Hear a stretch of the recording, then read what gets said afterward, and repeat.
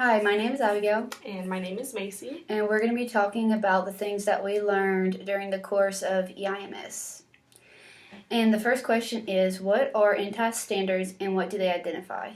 So the INTEST standards, it stands for Interstate New Teacher Assessment and Support Consortium, and it basically identifies the common knowledge and the skills that teachers should have and what new teachers should acquire to get their license. And as a new teacher, how important is planning? So planning is very essential for good teaching and for the students' learning. And a very experienced teacher will have a lesson that flows really easily and everything will be in order. Some reasons for planning is to keep everything focused and organized. It helps the teacher and students stay on task. It helps the teacher select the appropriate materials and teaching strategies, and it provides the teacher confidence and security. Okay, so what are the 5 key behaviors of effective teaching and what makes these 5 behaviors so effective? So, the 5 key behaviors of effective teaching are lesson clarity, instructional variety, teacher task orientation, student engagement, and success rate. So, basically, lesson clarity is just like making sure that you're clear with saying what the lesson is about and you're getting that background knowledge from your students just to make sure, because they all have different levels of understanding, so just making sure it's clear. For instructional variety, you want to be flexible and just not have the same way to instruct the kids over and over again. For teacher task orientation, that's pretty much just the use of time, making sure you're staying on task. You don't want to waste any time.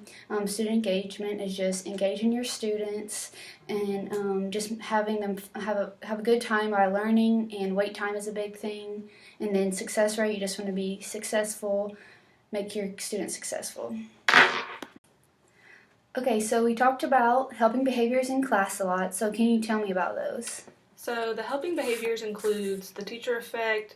It includes creating a positive environment for the students and creating an atmosphere that everyone respects everyone in the classroom. The goal for the teacher is basically to establish a risk-free environment, and the teacher needs to hear all perspectives of all the children and just treat everyone the same. The teacher effect is like a huge thing in the classroom, and teachers have a huge effect on the students. And like if the teacher shows excitement, then the students will be excited, and the teachers can show that through facial expressions, voice inflection, gestures, and movement. And using all those helps with student achievement tremendously, and just being able to use signals or anything else other than actual spoken words will help students in the classroom. So what are the differences between goals and objectives, and why are they so important for teachers and students? So, goals are broad and general statements about what is expected of throughout the lesson from the students, and some examples of that could be like improving something, understanding something, designing something. So it's just a broad statement.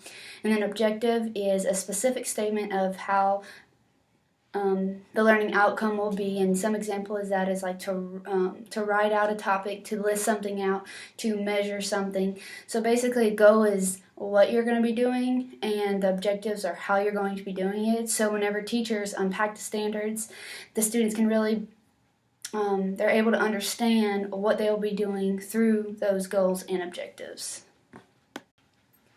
After setting goals and objectives, why is it important to already have the assessment plan, and what are the types of assessment?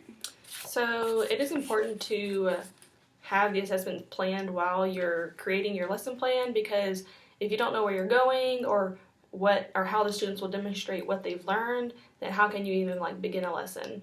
So it's important to have the assessment while you're doing your lesson plan, so you can see how you do as a teacher and how your students do while they are learning the information.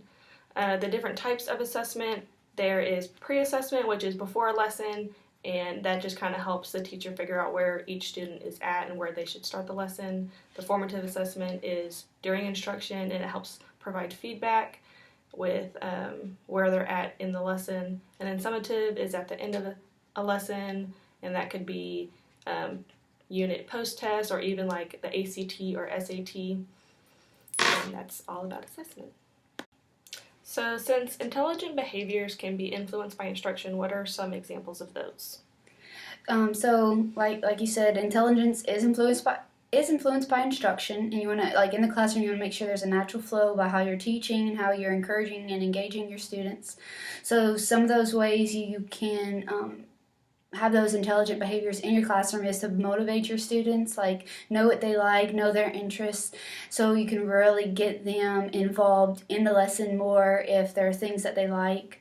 Use their ability and their strengths. So if students don't have a whole lot of strengths, then you can really drive those strengths, and then they can even make those stronger, and then you can work with their weaknesses. And make sure you complete tasks and follow through. As a teacher, you want to do that, so your students will also do that. But you want to make sure that you don't procrastinate, because you don't want your students to procrastinate as well. So you want to make sure that you're positive and stuff like that, so they will become positive as well. How can teachers help students with a brain in pain? So with a brain in pain, everyone that comes into the classroom is carrying things from outside of the classroom, whether it be their own stress, either physical or emotional hurt, or just baggage from home. Like, we all carry everything into the classroom. And as teachers, we need to be able to prime the student's brain for engagement and just be able to create a feeling of safety in the classroom and know that they can be themselves and be open in the classroom. And then we talked about 3 ways to calm a stress response or a brain in pain. First is movement, just any kind of physical activity and getting moving around. Second is focused attention practice, like breathing exercises, breathing in and out deeply, and that just helps calm them down and focused again. And then lastly, understanding the brain and just learning how to lessen negative emotions and shift how we respond to certain situations. So what is emotional intelligence, and what are the categories, and how are those beneficial in the classroom? So emotional intelligence is very similar to empathy, and it's the ability to identify, understand, use, and manage emotions in a positive manner. So some of the emotional intelligence or self-awareness. There's 5 of them. Self-awareness, and that's just the ability to recognize your emotions and recognize your strengths and weaknesses. They have self-regulation, and that's the ability to put impulsive behaviors behind you. So manage your emotions, find the positivity in it. With you being trustworthiness, you've been able to adapt to changes, come up with new things, stuff like that. Motivation is the internal process that propels you toward a goal. So you want to set a clear goal, define how you'll get there, and have a positive attitude. And you can show that through commitment, through different opportunities, or being optimistic. Then there's empathy, which is the ability to understand needs, concerns, and emotions of others. So that's, just helping others, especially if there's diverse people or people that believe in different things about their politics or anything like that, just getting on their level. And then there's social skills, which is the relationship management and development of interpersonal skills between others, and that's, you can influence others through your communication, through communicating with your parents, teachers, your students, administration, and leading others and building bonds among those people as well. What can you tell me about successful intelligence? So successful intelligence was introduced by Steinberg, and there was 5 things to teaching that he came up with for being successful with intelligence. So the first was to have a person has the set of abilities to attain success in life, however that might be for them. Second is success does not occur in abstract, but with respect to standards and expectations that either will be personally or by others. Third is the ability to recognize and correct your own weaknesses, and just being able to recognize that you're not going to be good at everything, so you will have weaknesses. Fourth is to recognize and make the most of your strengths, because everyone's good at something, so might as well take advantage of what you are good at. And then fifth is the ability to adapt, shape, and select environments, and just adjusting to those environments if you are needing to do that. So with knowing Danielson's 4 domains, how can that help a teacher in the classroom? Okay, so Danielson's 4 domains are planning and preparation, classroom environment, instruction, and professional responsibilities. So the first domain, which is planning and preparation, is pretty much just it helps you with the planning and making sure that you're prepared to prepare your students and for pretty much for their standardized testing and make sure they just know what's going on in their lesson. You just want to make sure it's a really nice path of planning for you. Domain 2 is the classroom environment. You want to make sure you have a positive classroom from the beginning of the year to the end of the year. Domain 3 is instruction, so you want to make sure that you're clear and you're following your standards correctly. And then 4 is professional responsibilities, which is being professional in all aspects, whether it be not just your clothes, how you dress, also how you act and how you communicate, and just how you hold yourself towards other people. How important is differentiation in the classroom, and how can you apply it to the content, process, and product? So differentiation is a proactive thing in the classroom, and we, as teachers, we should be able to use different approaches to use differentiation to the content, the process, and the product. So the main thing about differentiation is it's student-centered, not teacher-centered, like the teacher should just be the facilitator in the classroom. And as teachers, we should be able to either incorporate that through whole class instruction, group instruction, or individualized instructions.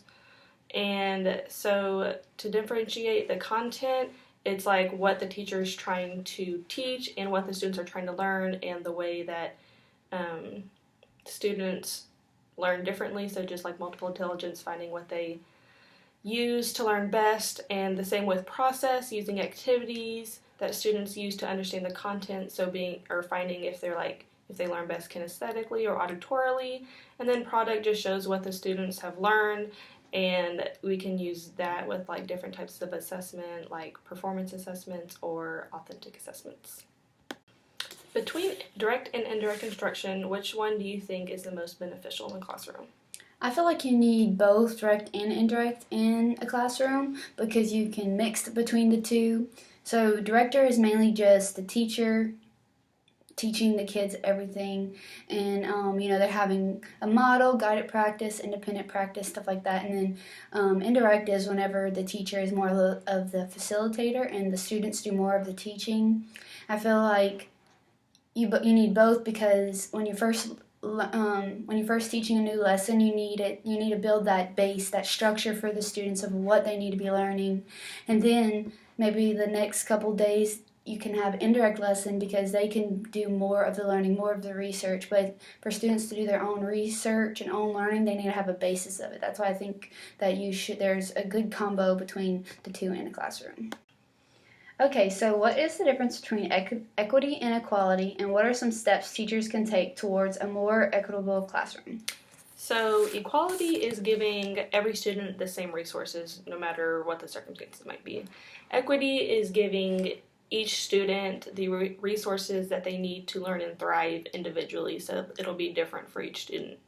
So it's important for teachers to know that everyone is different and that they're going to need different resources to learn best, and that we should be able to do our best to meet each one of those needs and provide what they need and not what is equal.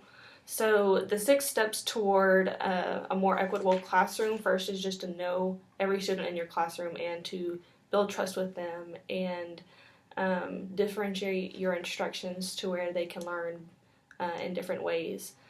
Second is to become a warm demander, and that's just having high expectations for them and convincing them of their own brilliance and just know that they have a high potential and that they can reach it. Third is practice lean-in assessment, and that's just basically learning your student's story and knowing what their strengths and weaknesses are and how they approach different things and how they learn best. And then fourth is to flex your routine, and that's just basically being able to change what you had planned if it's not working out. Fifth is to make it safe to fail, because everyone's going to fail at some point. So if you embrace them and normalize failure, then they will know it's okay to fail and just learn from those things.